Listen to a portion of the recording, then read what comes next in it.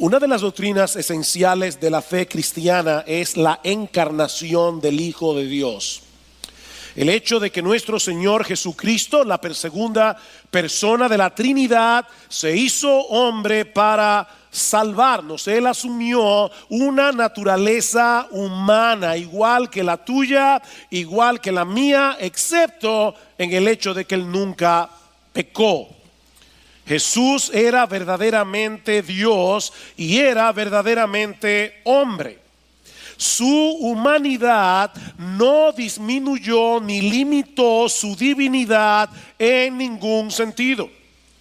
Pero de la misma manera, su divinidad no dotó de poderes sobrenaturales su humanidad. Jesús no era una especie de Superman. En palabras más sencillas, Jesús realmente era hombre a pesar de ser Dios. Y realmente era Dios a pesar de ser hombre. Esto es imposible de entender con nuestra mente finita, pero esa es la clara enseñanza del Nuevo Testamento. Jesús tenía un cuerpo humano, como el nuestro, con todas las limitaciones que eso conlleva. Jesús estuvo sujeto a las leyes de crecimiento. Jesús sintió hambre. Jesús sintió cansancio. A Jesús le dio sed, como cualquier ser humano. Mis hermanos, para los israelitas del primer siglo, Jesús era un judío común y corriente.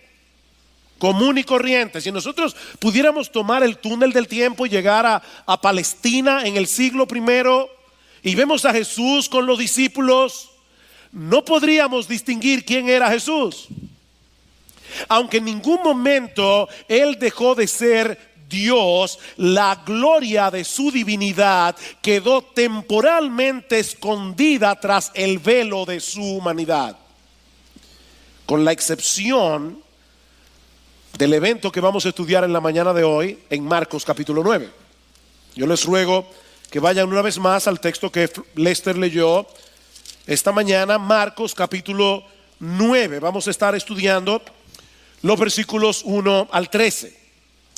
Y hermanos, yo les ruego al Señor, he estado rogándole al Señor que me conceda hacerle justicia a este pasaje en esta mañana. De hecho, es un texto que comencé a estudiar antes de irme de viaje, hace más de un mes. Y todavía me siento honestamente que apenas he podido rasgar la superficie de lo que está escrito allí. Mis hermanos, hay tantas cosas en este relato, y todas de tanta trascendencia que créame, no ha sido una tarea fácil decidir qué incluir en este mensaje y qué dejar afuera por causa del tiempo. Y es mi anhelo y mi oración que la contemplación de esta escena tan extraordinaria pueda ser profundamente consoladora, profundamente iluminadora y profundamente transformadora al mismo tiempo.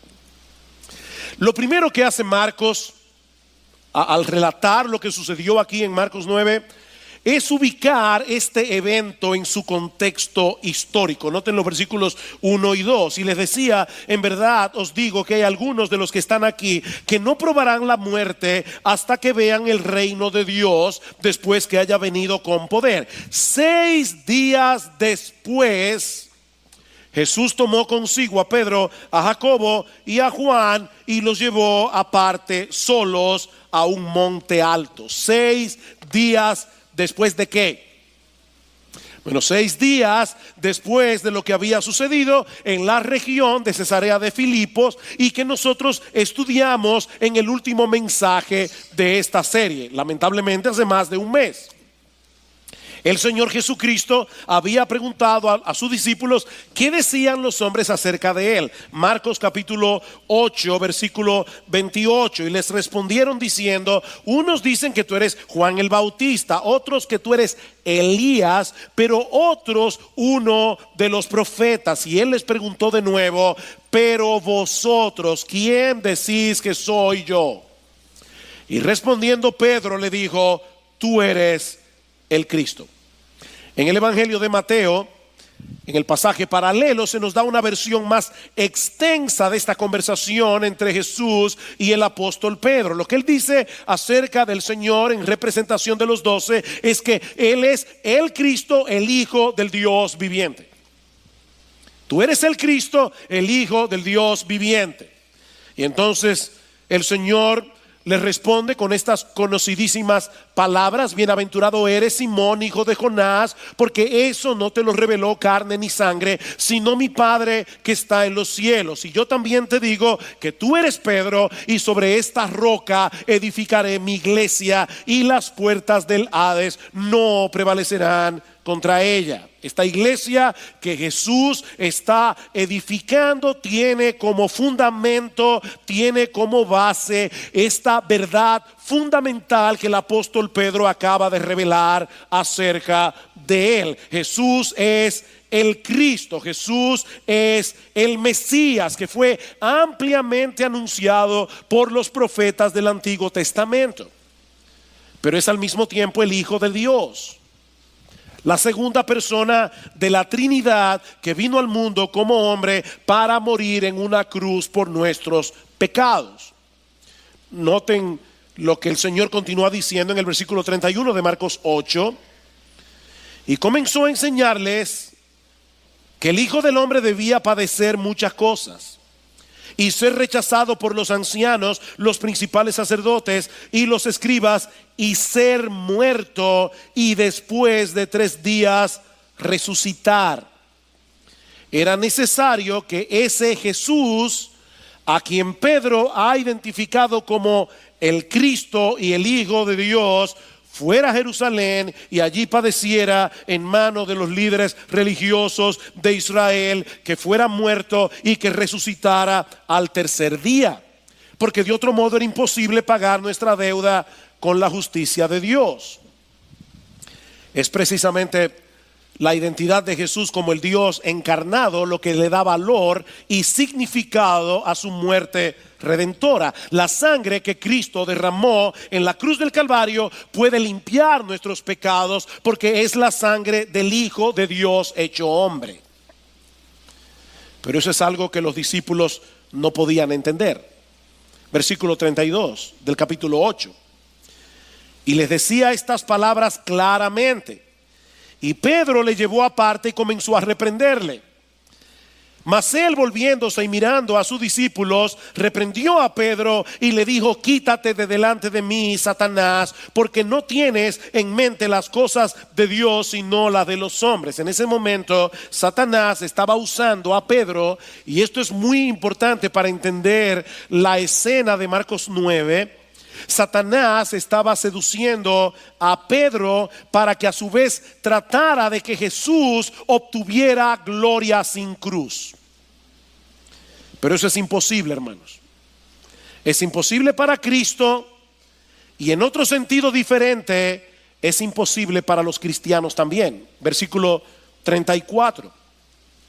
Y llamando a la multitud y a sus discípulos les dijo: si alguno quiere venir en pos de mí, niéguese a sí mismo, tome su cruz y sígame. Porque el que quiera salvar su vida la perderá, pero el que pierda su vida por causa de mí, del evangelio, la salvará. Pues ¿de qué le sirve a un hombre ganar el mundo entero y perder su alma? Pues ¿qué dará un hombre a cambio de su alma? Porque cualquiera que se avergüence de mí y de mis palabras en esta generación adúltera y pecadora, el Hijo del Hombre también se avergonzará de él cuando venga en la gloria de su Padre con los santos ángeles. Mis hermanos, el siervo no es mayor que su Señor. Si Cristo no obtuvo la gloria sin cruz, nosotros tampoco podemos. El que quiera salvar su vida, el que quiera mantener su vida para sí mismo, haciendo su voluntad, buscando su propia gloria, haciendo lo que él quiere hacer, va a perder su vida. Pero el que pierda su vida porque la entrega totalmente a Jesús, para que Él sea su amo, para que Él sea su Señor, ese la hallará. Mis hermanos, la cruz no es el final del camino. El Señor Jesucristo resucitó, como acabamos de cantar. Él ascendió a los cielos y algún día volverá en la gloria de su Padre con sus ángeles. Y dice en Mateo 16:27 que Él entonces pagará a cada uno conforme a sus obras. Mis hermanos, nosotros seguimos a un Señor que fue aborrecido por el mundo, a un Señor que fue crucificado. Y los cristianos vamos detrás de Él, transitando por el mismo camino que Él transitó. Si el mundo os aborrece, dice el Señor, sabed que a mí me ha aborrecido antes que a vosotros. Si ustedes fueran del mundo, el mundo los amaría. Pero ustedes no son del mundo, ustedes son míos. Esa era la lección que los discípulos necesitaban aprender en ese momento. Pero entonces el Señor hace una declaración sorprendente en el versículo 1 del capítulo 9 de Marcos, y que prepara el camino para la escena de la transfiguración.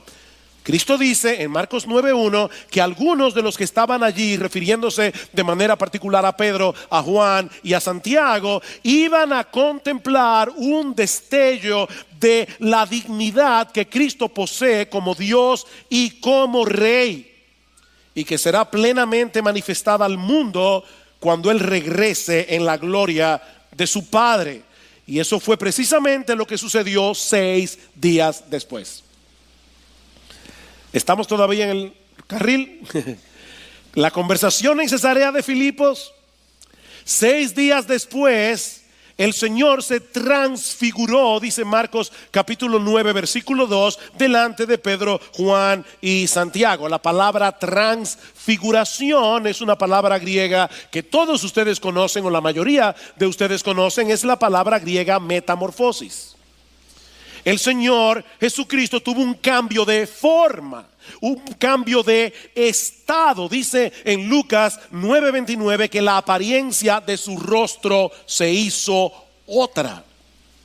Mis hermanos, momentáneamente en el monte de la transfiguración, el Señor descorrió el velo de su humanidad para que Pedro, Juan y Santiago pudieran contemplar quién era Él realmente en toda su gloria.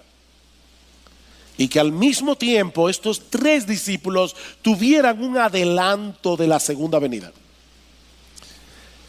La transfiguración es un tráiler de la segunda venida.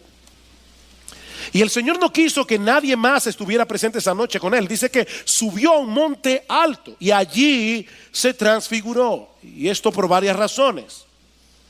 Por un lado, la ley de Moisés establece que todo asunto debía ser confirmado por boca de 2 o 3 testigos. Así que no era necesario que haya más personas allí.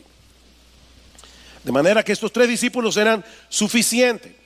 Por otra parte, estos hombres pertenecían al círculo más íntimo del Señor Jesucristo, y los 3 iban a jugar un papel de suprema importancia en los primeros años de la iglesia: el apóstol Pedro, el apóstol Santiago y el apóstol Juan, que escribió 5 de los 27 libros del Nuevo Testamento.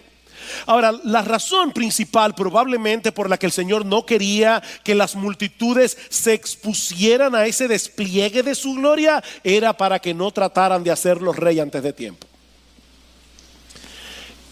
Y sin haber entendido la verdadera naturaleza de su obra salvadora. Por eso prohíbe tajantemente a estos discípulos que contaran a otros lo que vieron esa noche hasta después de su resurrección. Noten el versículo 9 del capítulo 9. Cuando bajaban del monte, les ordenó que no contaran a nadie lo que habían visto hasta que el Hijo del Hombre resucitara de entre los muertos. Es en ese contexto que ocurre el evento de la transfiguración. Versículo 2, una vez más: 6 días después, Jesús tomó consigo a Pedro, a Jacobo y a Juan y los llevó aparte solos a un monte alto y se transfiguró delante de ellos, y sus vestiduras se volvieron resplandecientes, muy blancas, tal como ningún lavandero sobre la tierra las puede emblanquecer. Y se les apareció Elías junto con Moisés y estaban hablando con Jesús.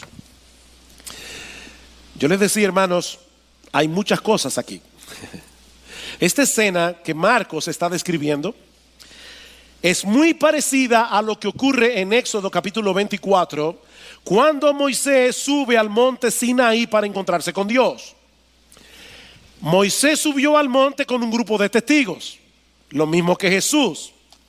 La nube de la gloria de Dios descendió sobre el monte, lo mismo que ocurrió en la transfiguración. Ellos escucharon la voz de Dios en ambos eventos. Y más adelante en Éxodo capítulo 34 versículo 29 dice que la piel de Moisés resplandecía por haber estado en la presencia de Dios.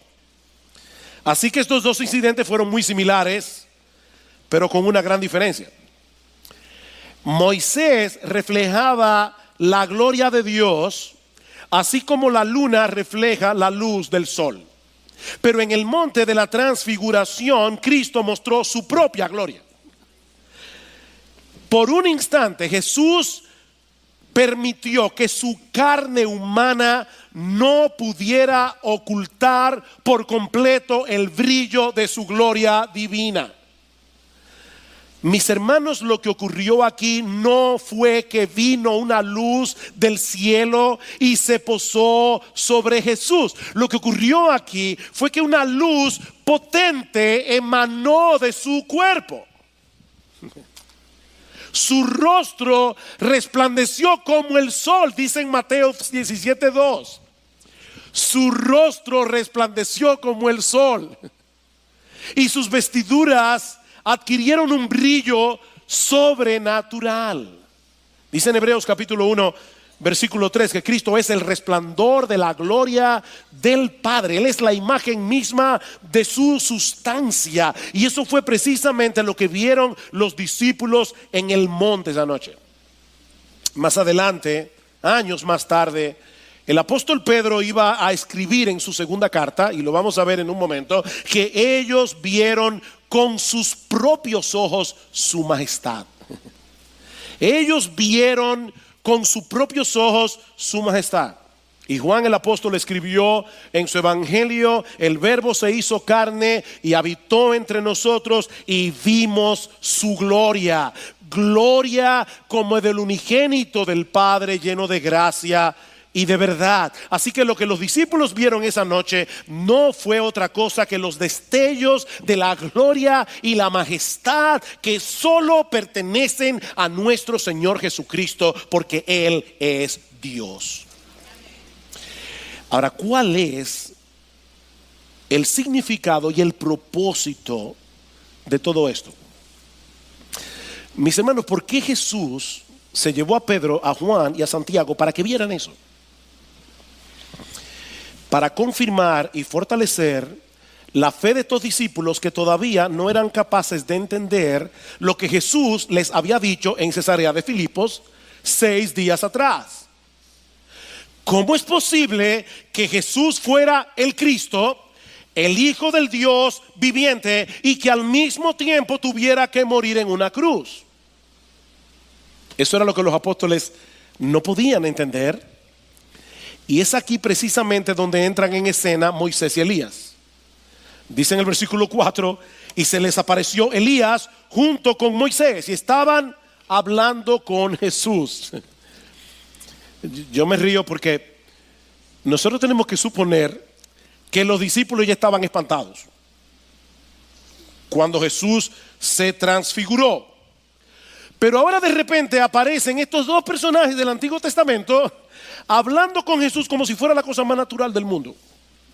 Y lo bueno es como Marcos lo dice, ahí estaban Moisés y Elías hablando con Jesús. Ahora, ¿por qué Moisés y Elías? ¿Por qué no se aparecieron Abraham y David? O Jeremías y Daniel.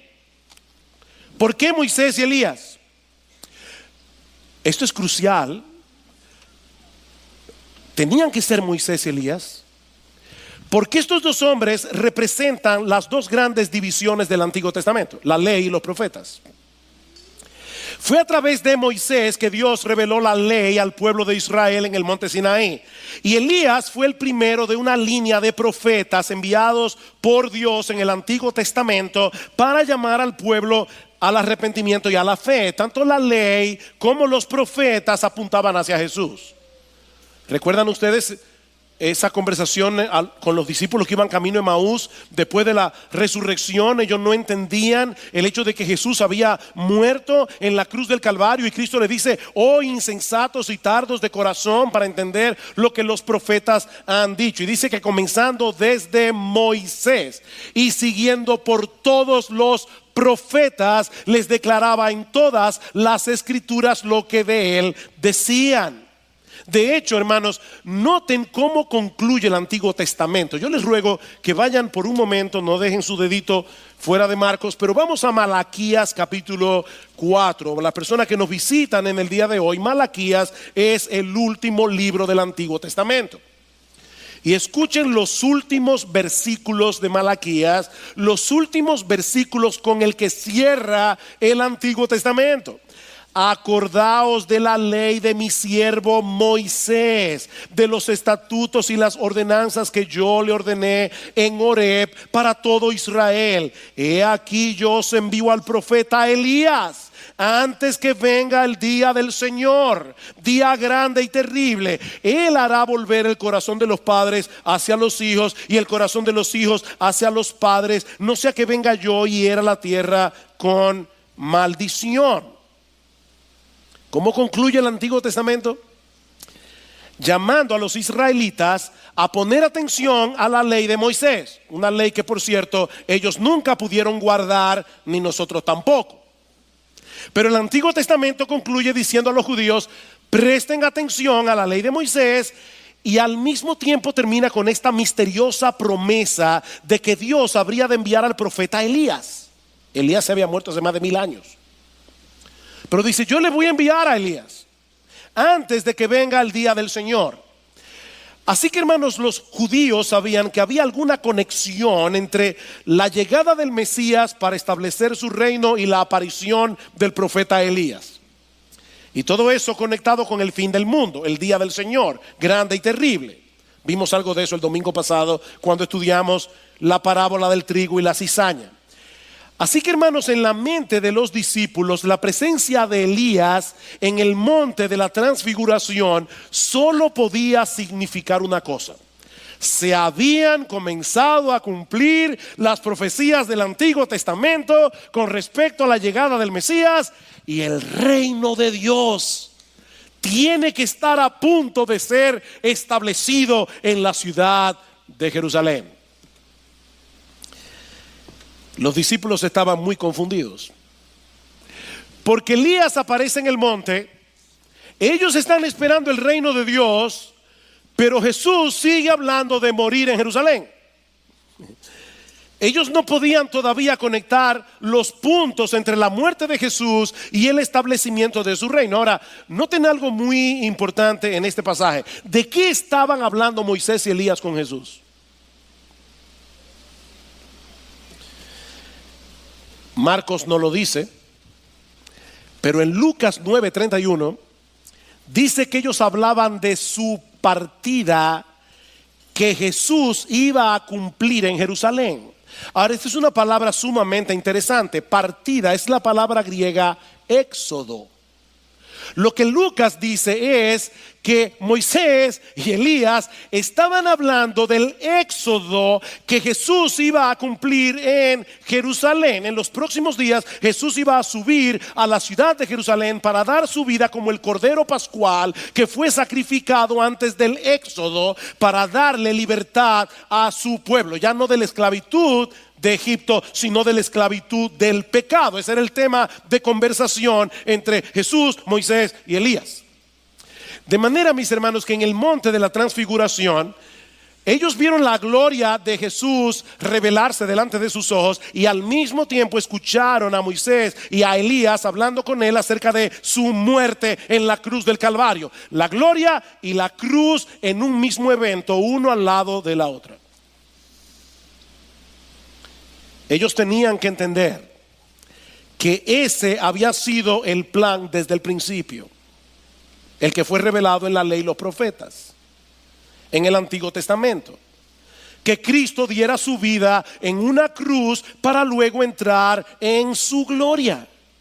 Mis hermanos, esa es la razón por la que Moisés y Elías estaban allí. Ellos estaban confirmando la enseñanza que encontramos en todo el Antiguo Testamento, desde Génesis capítulo 3, versículo 15, cuando Dios promete enviar un Salvador.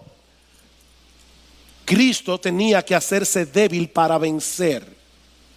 Cristo tenía que morir para darnos vida.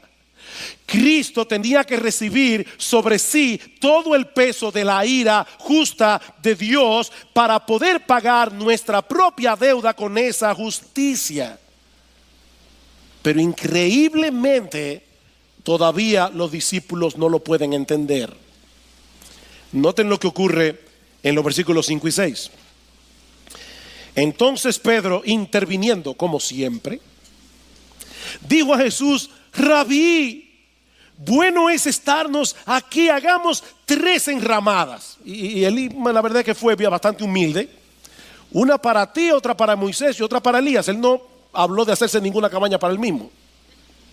Hagamos 3 enramadas, 3 tabernáculos, uno para ti, uno para Moisés, otro para Elías. Y Marcos dice: porque él no sabía qué decir, pues estaban aterrados.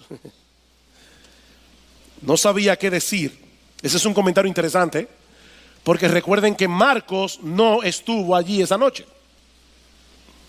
Así que Pedro, que era su padre espiritual, tiene que habérselo contado. Así que Pedro, cuando le contó a Marcos lo que sucedió en el monte de la transfiguración, le dijo: yo me puse a hablar como un tonto. Yo estaba hablando disparates. De hecho, Lucas dice más claro todavía: él no sabía lo que decía. Él estaba aterrado. Pedro estaba lleno de temor. Ahora, Santiago y Juan también estaban aterrados, pero se quedaron callados. Esa fue la diferencia. Pedro no. Y el comentario de Pedro es muy revelador. Hagamos 3 enramadas y quedémonos aquí. Aparentemente Pedro quería congelar ese momento de gloria. ¿Para qué bajar de la montaña si podemos celebrar aquí la llegada del reino junto a Moisés y a Elías? Mis hermanos, Pedro tenía el mismo problema que todos nosotros tenemos. Nosotros queremos los beneficios del evangelio, evadiendo al mismo tiempo el camino de la cruz. Nosotros queremos gloria sin cruz. Pero eso no solo es absolutamente imposible, eso es distorsionar por completo lo que el evangelio realmente ofrece. Mis hermanos, déjenme hacerles una pregunta: ¿cuál es el mayor beneficio que Dios nos ofrece en el evangelio?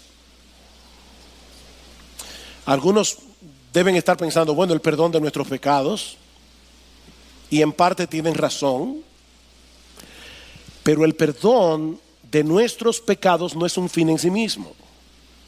El perdón de los pecados es el medio a través del cual nosotros podemos obtener de parte de Dios algo que es infinitamente mayor. ¿Saben lo que es? A Cristo mismo. Lo que el evangelio ofrece es tener comunión con Dios a través de la persona de Jesús. El gran beneficio del evangelio es Cristo mismo. No importa si estamos en el monte de la transfiguración o en el valle de la aflicción. Pedro no quería dejar escapar ese momento de gloria. Él quería congelar ese momento de felicidad, porque él no había entendido todavía que la verdadera gloria no depende de estar en una circunstancia particular. ¿Oíste eso? La verdadera gloria no depende de estar en una situación particular. La verdadera gloria depende de estar con Jesús. Es de estar en comunión con Él, independientemente de las circunstancias. Lamentablemente eso es algo, mis hermanos, que nosotros tendemos a olvidar todo el tiempo. Y sobre todo cuando las cosas parecen estar saliendo bien. Es tan fácil para nosotros sustituir a Jesús por tantas cosas. ¿Y sabe lo que hace Dios por nuestro bien? Que muchas veces tiene que colocarnos en circunstancias difíciles.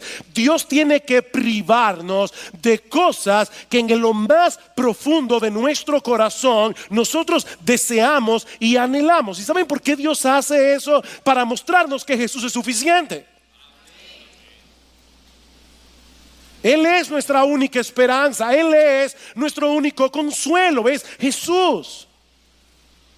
De ahí lo que sucede inmediatamente después, versículo 7. Entonces se formó una nube cubriéndolos y una voz salió de la nube: este es mi hijo amado. Este es mi hijo amado. En el bautismo el Padre dice: este es mi hijo amado en quien yo tengo toda mi complacencia. Este es mi hijo amado. En otras palabras, mis hermanos queridos, Jesús llena por completo el corazón del Padre. Él dice: Él es mi hijo amado en quien yo tengo toda mi complacencia. Pero nosotros muchas veces le decimos a Dios: bueno, eso será para ti, para mí Jesús no es suficiente. Yo también necesito esto, necesito esto, necesito esto, necesito esto. No, este es mi hijo amado, le dice el Señor, Dios el Padre. Este es mi hijo amado, a él oíd.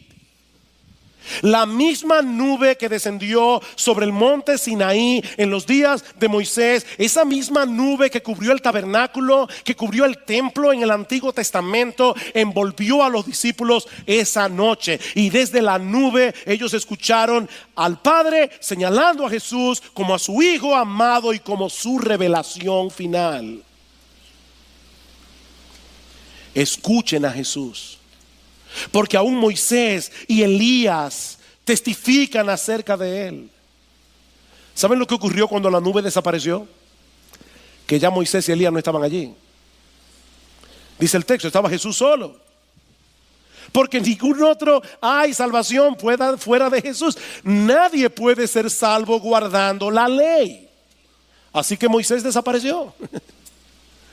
Y la única función de los profetas es señalar a los hombres hacia Jesús. Así que Elías también desapareció. Solo importaba Jesús.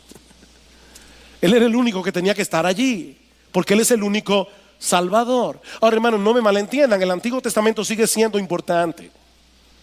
Sigue siendo importante, pero solo porque nos lleva de la mano hacia la persona de Jesús. Es palabra de Dios, inspirada. Eso es lo que le dice Pablo a Timoteo en la segunda carta. Le dice: Timoteo, recuerda la escritura que tú aprendiste desde niño. Y obviamente se refiere al Antiguo Testamento, porque cuando Timoteo era un niño, el Nuevo Testamento no estaba escrito. Le dice: Timoteo, recuerda las escrituras que tú aprendiste desde niño, el Antiguo Testamento, las cuales te pueden hacer sabio para salvación por la fe que es en Cristo Jesús. ¿Qué es lo que hace el Antiguo Testamento? Llevarnos a Jesús. Ahora, increíblemente, los discípulos todavía no lo entienden. Versículo 9. Cuando bajaban del monte, les ordenó que no contaran a nadie lo que habían visto hasta que el Hijo del Hombre resucitara de entre los muertos. Y se guardaron para sí lo dicho, discutiendo entre sí qué significaría eso de resucitar de entre los muertos. Hermanos, ¿por qué los discípulos estaban confundidos acerca de la resurrección? En el Antiguo Testamento había resurrección y ellos habían visto a Cristo resucitar muertos. La confusión de los discípulos no era con respecto al significado de la palabra resurrección. Ellos sabían perfectamente que resucitar era volver a la vida. Ellos entendían el concepto. Lo que ellos no podían entender era lo de la resurrección de Jesús. Porque antes de resucitar, ¿qué hay que hacer? Morirse primero. Obviamente. Tú no puedes resucitar si no te mueres primero. ¿Ven cuál es el punto? Todavía a los discípulos les resulta difícil aceptar que Jesús sea el Cristo, el Hijo del Dios viviente, y que tenga que morir en una cruz. Versículo 11. Y le preguntaron diciendo: ¿por qué dicen los escribas que Elías debe venir primero? Parece que Pedro ya había aprendido la lección. En vez de decirle a Jesús y reprenderlo como en el capítulo anterior, tú no puedes morir, él va por otro lado. ¿Cómo es eso de que Elías debe venir primero? ¿Cuál es el punto de esta pregunta?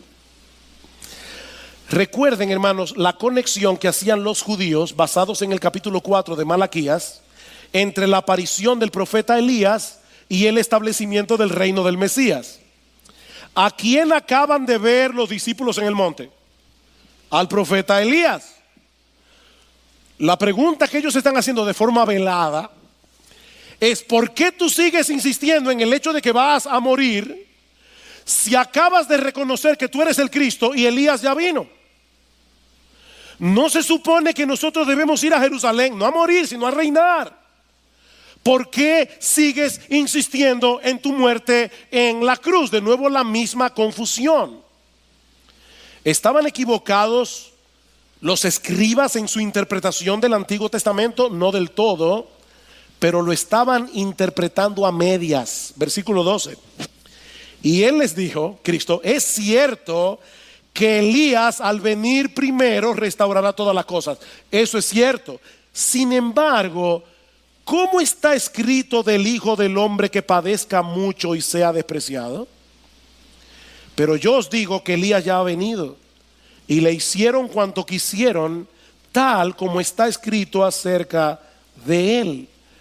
Lo que Jesús está diciendo, mis hermanos, es algo como esto: los escribas tienen razón en cuanto a la aparición de Elías como un preámbulo de la llegada del Mesías. Lo que ellos están perdiendo de vista son todos esos textos del Antiguo Testamento que también profetizan el hecho de que el Mesías tiene que sufrir, de que el Mesías tiene que padecer. Génesis 3:15, Salmo 22, Isaías 53, hay un montón de textos en el Antiguo Testamento que enseñaban claramente que cuando el Mesías viniera iba a sufrir, iba a morir en una cruz. Como ellos no entendían, los escribas y los líderes religiosos de Israel no entendían las escrituras, rechazaron al precursor del Mesías. ¿Quién era el precursor del Mesías? Juan el Bautista. Juan el Bautista vino con el espíritu y el poder de Elías.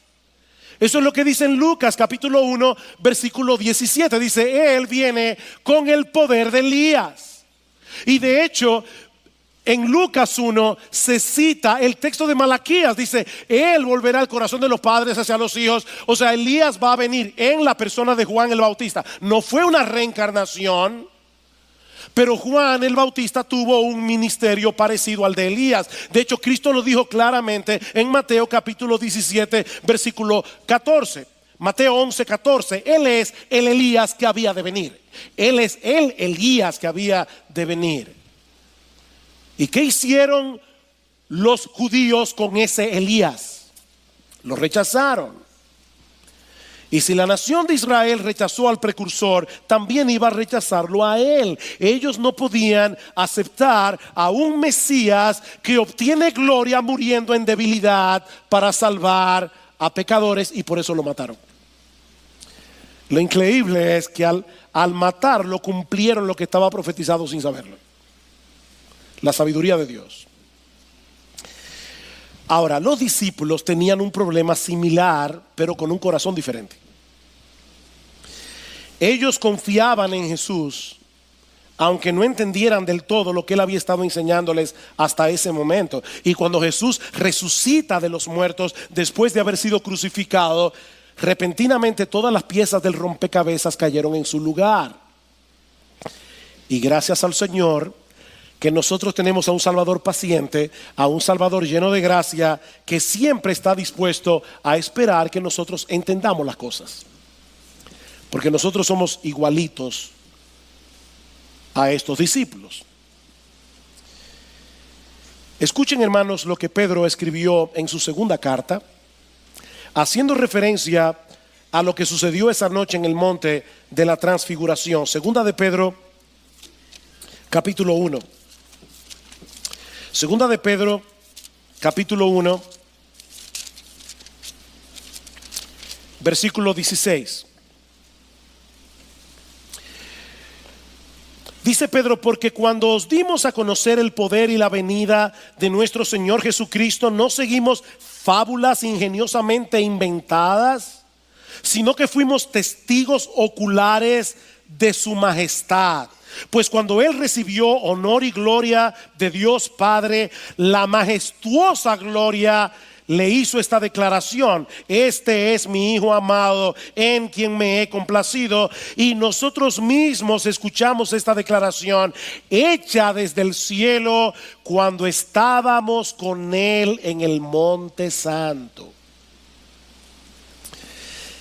Pedro está fortaleciendo aquí la fe de sus lectores de una manera muy similar a la forma como Jesús fortaleció la fe de ellos, dándoles un vistazo de lo que va a ocurrir al final de la historia. Nuestro Señor Jesucristo volverá, mis hermanos. Nuestro Señor Jesucristo viene a establecer su reino, y nosotros reinaremos junto con él por los siglos de los siglos. Esto no es un mito, esto no es una fábula, dice Pedro, porque nosotros fuimos testigos oculares de su majestad. Eso fue lo que ellos vieron en el momento de la transfiguración, un adelanto de la segunda venida. Eso es lo que dice Marcos en el versículo 1 del capítulo 9. En verdad os digo que hay algunos de los que están aquí que no probarán la muerte hasta que vean el reino de Dios después que haya venido con poder. Algunos de ustedes verán los trailers del reino, el adelanto del reino, el preview del reino. Es lo que Jesús está diciendo aquí. Eso fue lo que vieron y oyeron Pedro, Juan y Santiago en el monte. Ellos no solamente fueron testigos oculares de la segunda venida, ellos fueron testigos auditivos, porque ellos escucharon claramente la voz de Dios, atribuyéndole a Jesús honor y gloria, dice Pedro en el versículo 17. Y eso debía ser suficiente para que ellos pudieran enfrentar las pruebas que les iban a venir. Todos los apóstoles, excepto Juan, murieron martirizados. Bueno, pastor, es que yo nunca he tenido una experiencia como esa. Y es por eso que mi fe se tambalea en ocasiones. No, mis hermanos. Escuchen lo que Pedro sigue diciendo a partir del versículo 19. Y así tenemos la palabra profética más segura, a la cual hacéis bien en prestar atención, como a una lámpara que brilla en el lugar oscuro hasta que el día despunte y el lucero de la mañana aparezca en vuestros corazones. Wow, yo quisiera predicar solo un sermón de esa parte, pero no puedo, y ya estamos terminando. Lo que Pedro nos está diciendo aquí, oigan esto, hermanos, con mucha atención. Lo que Pedro nos está diciendo aquí es que el evento de la transfiguración apunta hacia el futuro para poner un sello de aprobación sobre lo que se reveló en el pasado y así fortalecer en el presente nuestra fe. Déjenme explicar a qué me refiero. La palabra profética del Antiguo Testamento es segura porque es una revelación de Dios. Noten lo que dice el versículo 20: pero ante todo sabed que ninguna profecía de la Escritura es asunto de interpretación personal. Eso no quiere decir que tú y yo no debemos interpretar la Biblia. Lo que él está diciendo es: ninguna profecía de la Escritura vino como una decisión personal del profeta que la escribió. O sea, no fue que de repente Isaías se sentó bajo una montaña y se puso a escribir Isaías 53. Eso se lo reveló Dios. La palabra interpretación es una palabra griega que también significa decisión.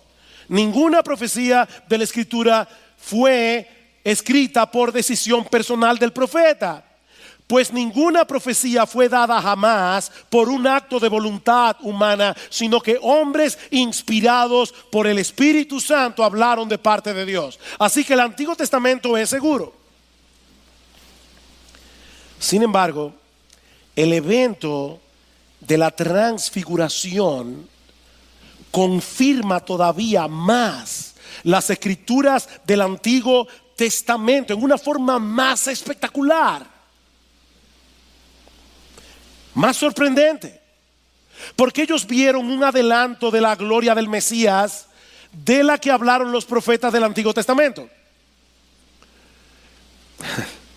La ley y los profetas, representados en Moisés y Elías, fueron en cierto modo vindicados por la transfiguración de Jesús.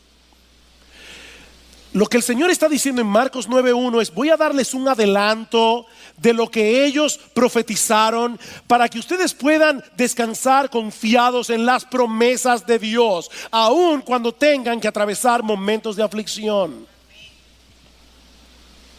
Queridos hermanos, es la contemplación de la gloria de Cristo en las Escrituras lo único que puede fortalecer la fe en medio de la prueba, y es lo único que puede ayudarte en tu lucha contra el pecado. Tú no vas a poder enfrentar los problemas de la vida a menos que tengas tus ojos colocados en la gloria de Jesús. No vas a poder. Tú no vas a poder luchar contra las seducciones del mundo. Tú no vas a poder luchar con las ofertas que el mundo te hace a menos que tú las compares con la hermosura de Jesús. A menos que tú pongas delante de las ofertas del mundo la gloria de Jesús. No vas a poder. La ley no santifica. La ley te dice lo que tú tienes que hacer, pero no te motiva. Lo único que te motiva a decirle no al pecado es porque en tu mente y en tu corazón tú digas con convicción: yo no voy a cambiar la basura del mundo por la gloria de Jesús. ¿Saben qué fue lo que ellos vieron esa noche en el monte de la transfiguración? La gloria y la majestad de aquel en quien tú y yo hemos creído. El que prometió estar con nosotros todos los días hasta el fin del mundo. ¿Ustedes recuerdan lo que sucedió en Éxodo 33 cuando Moisés le pidió a Dios: muéstrame tu gloria? ¿Saben lo que hizo Dios con Moisés? Le dice: no, Moisés, yo no puedo hacer eso. Ningún hombre verá mi gloria y vivirá. Lo escondió en una peña, hizo descender su gloria en una nube, como la que los discípulos vieron en el monte de la transfiguración. Y entonces Dios pasó por encima de Moisés proclamando su nombre: Jehová, Jehová, fuerte, misericordioso y piadoso, tardo para la ira, grande misericordia y verdad, que guarda misericordia a millares, que perdona la iniquidad, la rebelión y el pecado, y que de ningún modo tendrá por inocente al malvado, que visita la iniquidad de los padres sobre los hijos y sobre los hijos de los hijos hasta la tercera y la cuarta generación. Lo importante no fue lo que Moisés vio ese día, porque él no vio nada excepto el piso. Fue lo que él escuchó. Una descripción de quién es Dios realmente, porque es de ese modo que nosotros contemplamos su gloria, entendiendo quién es Él. Por eso es que dice en el versículo 8 de Éxodo 34 que Moisés se apresuró a bajar la cabeza al suelo y adoró. Pero ahora noten algo importantísimo. Este mensaje que Moisés escuchó en aquel día acerca de Dios contenía una gran paradoja que muy probablemente Moisés no pudo descifrar en ese momento. Allí dice que Dios perdona la iniquidad, la rebelión y el pecado, y al mismo tiempo dice que de ningún modo tendrá por inocente al malvado. ¿Cómo puede ser eso posible? ¿Cómo puede Dios mantener al mismo tiempo su justicia y su misericordia? ¿Cómo?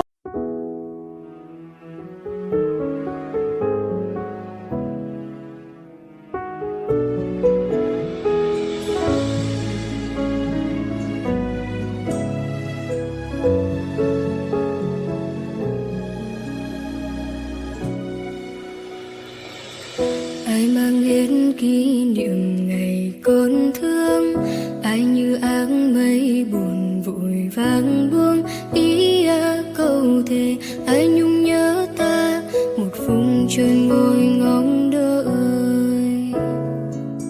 Ngày còn thương em mây nếp bên ta, chiều hoàng hôn hai đứa ngước cao ước nguyện rằng một mai đời này đổi thay vẫn thể bên nhau chung bước. Em như cánh chim trời ở nơi nào, ta như nếp bôn vội vần sông trào, vội vàng quên rồi vội vàng ra đi những ngày đôi ta bên nhau.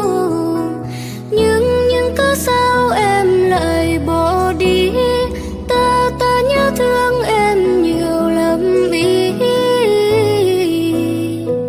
Đời này ai mang ta phận duyên không sai, liệu còn mãi sẽ thành kỷ niệm gọi em cất giữ trong tim. Nỗi niềm khi trẻ lúc mình bên nhau thật lâu, giống như là trong phim vô tư vô ưu, chẳng cần đắn to mà mình vẫn xây đủ. Liệu rằng một mai khi hai ta ngược lối, em có ngoảnh lại nhìn riêng một đời trôi. Em như ánh sao của trôi vào đám mây, ta nhìn từ xa chỉ như của trời thôi. Em như một đóa hoa tỏa hương nhẹ đến đây, chẳng hiểu sao mình ta cảm ra một lần rồi. Em là bầu trời mà ta chẳng thể vời, kép lại câu chuyện ngày xưa hạt ngọc rơi. Giờ mình lạc nhau từ sau người người nói, ước nguyện trưởng thành thì ta đành vậy thôi. Em đi đi.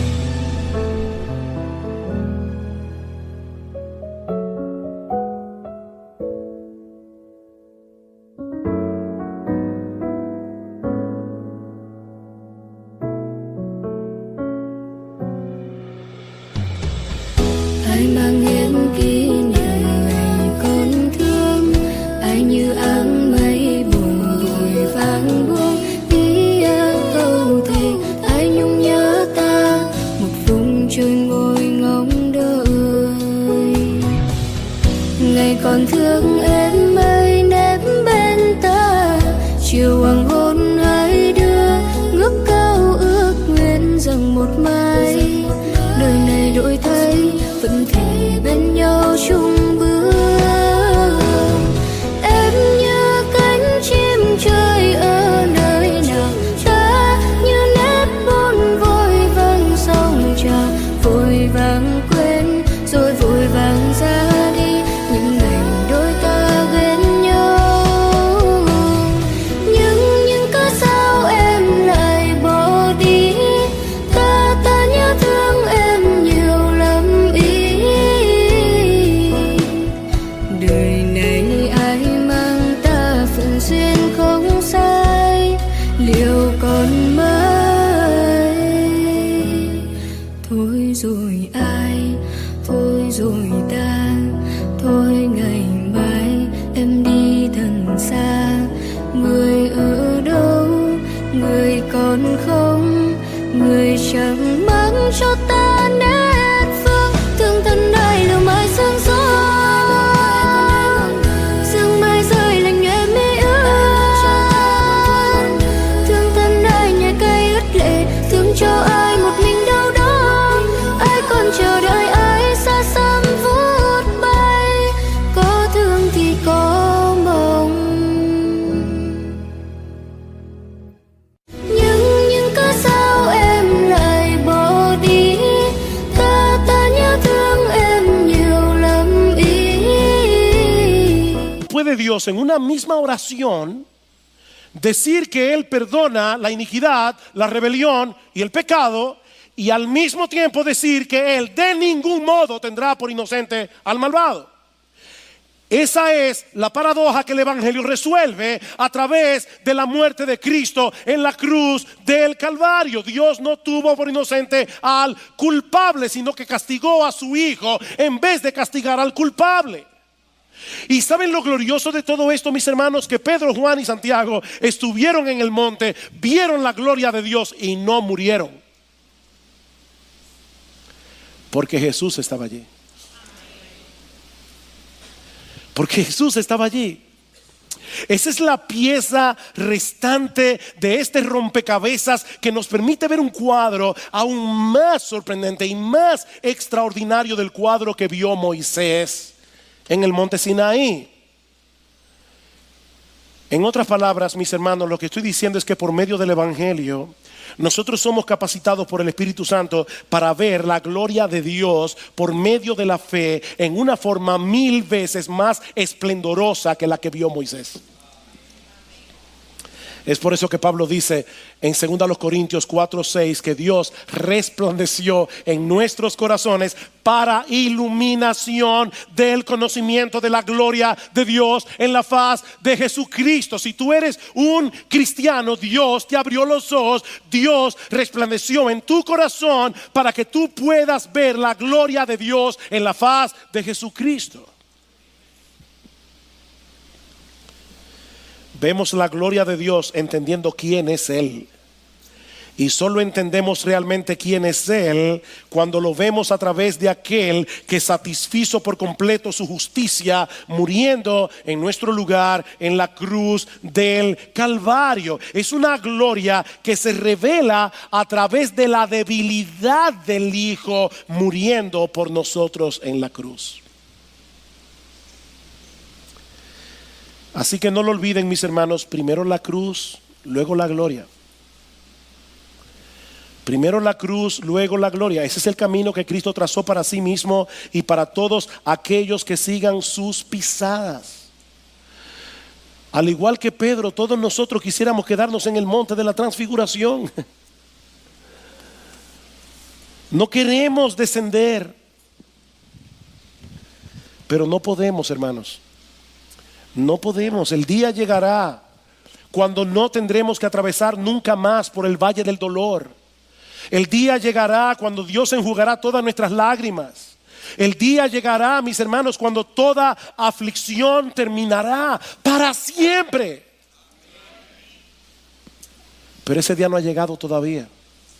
En el mundo tendréis aflicción, dice el Señor. Pero ese Rey de gloria que los discípulos vieron en el monte de la transfiguración no solo ha prometido estar con nosotros todos los días hasta el fin del mundo, sino que también ha prometido que todos nosotros compartiremos su gloria por los siglos de los siglos.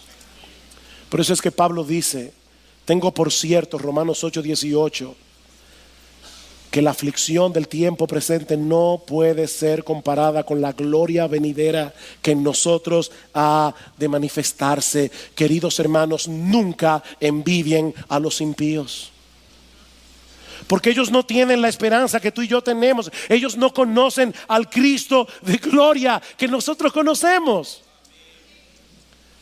La gloria y el resplandor de su rostro están velados para ellos, pero no para nosotros. Y para aquellos que están sin Cristo, solo me resta recordarles lo que Dios el Padre dijo en el monte de la transfiguración. Este es mi Hijo amado en quien tengo complacencia, a Él oíd. Mi amigo, Dios no se complace en nadie más que no sea en su Hijo. Nadie podrá llegar a su presencia a menos que vaya amparado en la justicia perfecta de su Hijo, creyendo, confiando y descansando en la obra de salvación que Él llevó a cabo, muriendo en lugar de pecadores en la cruz del Calvario. Mi amigo, no pretendas llegar a Dios por otro camino, porque no existe otro. Ven a Cristo hoy en arrepentimiento y fe. Descansa únicamente en su vida de obediencia perfecta, en su muerte en la cruz. Y no solo serán perdonados todos tus pecados, sino que también recibirás en Él gratuitamente el don de la vida eterna.